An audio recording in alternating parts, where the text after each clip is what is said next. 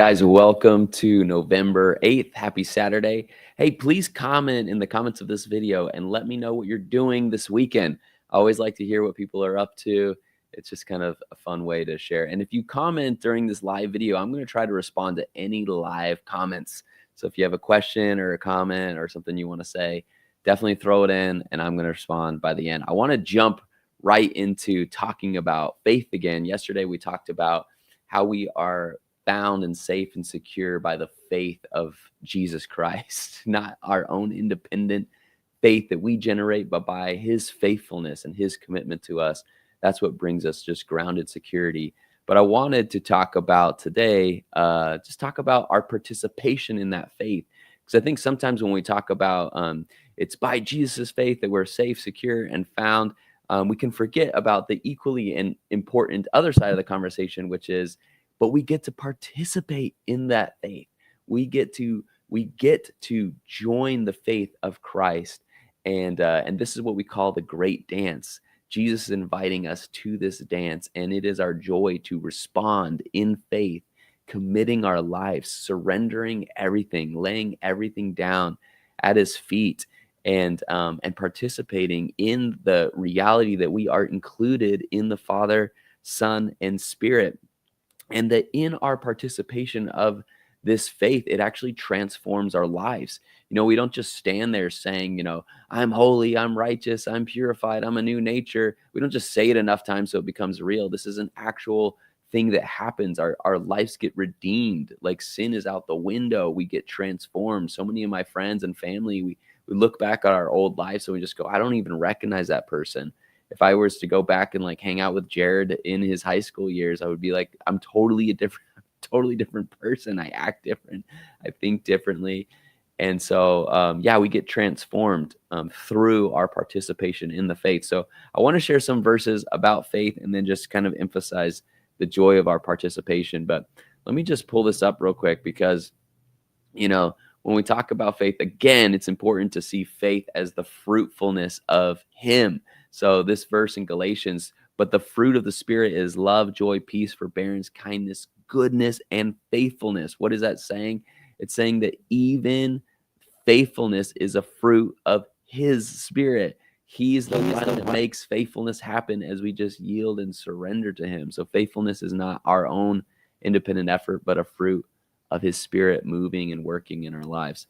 This next verse, I live by the faithfulness of the Son of God. In Galatians 2:20, he's talking about I've been crucified with Christ. I no longer live. He's saying the independent self no longer lives, but the life I now live, and it can be translated, I live by the faith in the Son of God, or it can be translated, I live by the faithfulness of the Son of God. So depending on how you translate that verse, it's almost two different meanings. One emphasizes your independent faith in him, but the other one emphasizes his faithfulness to us. And I think that that's the more accurate way. And I included the Greek. I'm no Greek scholar, but I've looked at this verse very closely. And I think what Paul's really saying is that he found a way to live by the faithfulness of Jesus. It's his faithfulness flowing in and through him. So is faith important? Yes, but it's his faith flowing through us. And then this other verse, just to remind you, Hebrews 12:2, fixing our eyes on Jesus, the pioneer and perfecter of faith. So again, when we go to talk about faith, because so many people will emphasize your faith, your commitment, what you do, your response at the altar, and subtly they sneak religion into your life and they suggest that all of your eternal security or life and salvation is all hanging on the balance of your faith. But it's really important to look at Hebrews and remind ourselves, hey, guys, he's the author and the finisher of faith. He's the one that authors it. It's a fruit of his Spirit. We're saved by the faithfulness of Jesus Christ. But that doesn't mean that our response isn't important and that it's not significant. Because look at these other verses about faith. It says, be on guard, stand firm in the faith. As a commandment, stand firm in what you know to be true. Be courageous, be strong. Romans 3 says that this righteousness is given through, again, it's through the faithfulness of Jesus Christ to all who believe. So belief is important. It's how we access our true identity. It's how we live in the true reality of our new nature self, that we live in his righteousness, live in his goodness. Why wouldn't we want that though? It's not just a prerequisite to get into the family of God, but it's the fruit of our belonging in the family. Then we start to actually participate in our belief and faith. It's amazing. It's a joyous thing. It's a joyous response.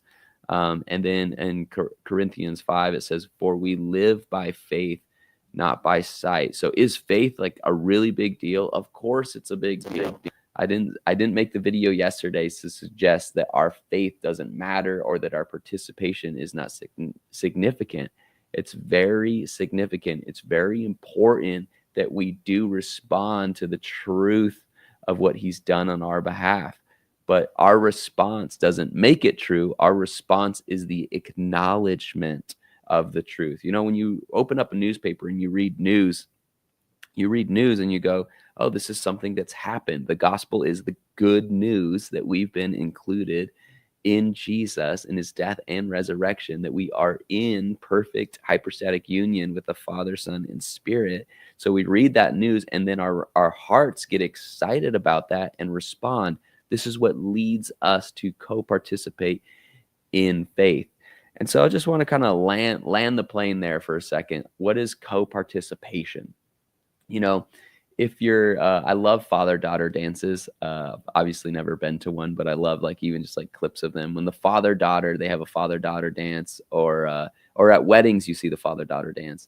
But that moment where the father dances with the daughter, he doesn't just force her into all those movements, but it's this co-participation in their connection, in the intimacy that they share. That's what's so beautiful about the dance. And so I view our participation in faith kind of like a dance. Our Father's inviting us to dance with him. And, for the guys, like that might not appeal, but like a fireside dance, a rowdy dance, or a rowdy chant at a football stadium with your dad when they're like touchdown, and you're getting rowdy and you're jumping up and down. Like that participation in the excitement of victory is our participation. But another part of participation is remembering that even in the garden, God said that he created mankind in his image and likeness, and he's an amazing creator.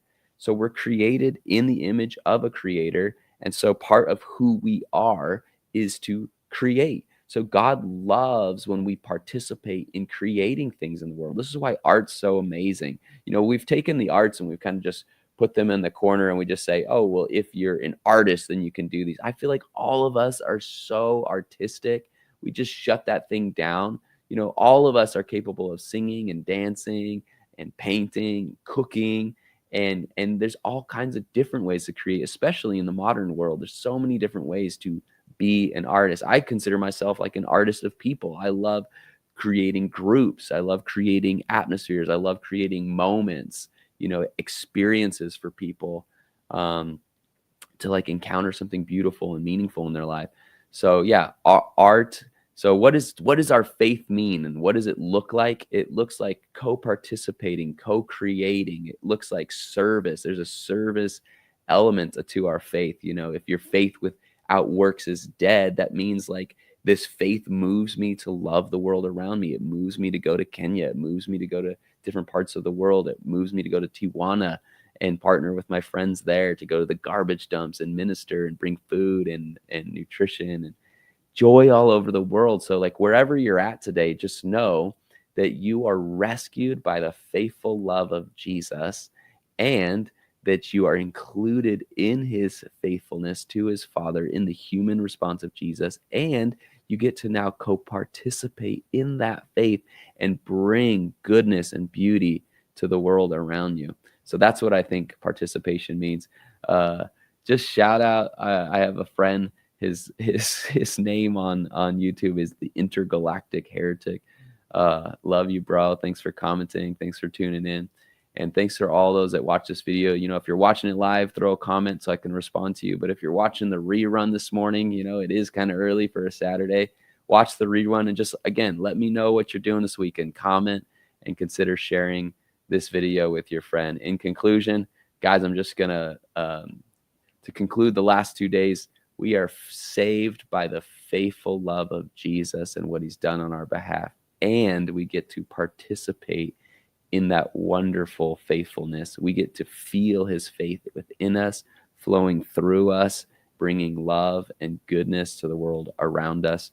And that's what I really believe salvation is. It's this intimate experience with God that he initiated, but that we get to respond to. And in love, in that space of union and relationship, we get to just flow.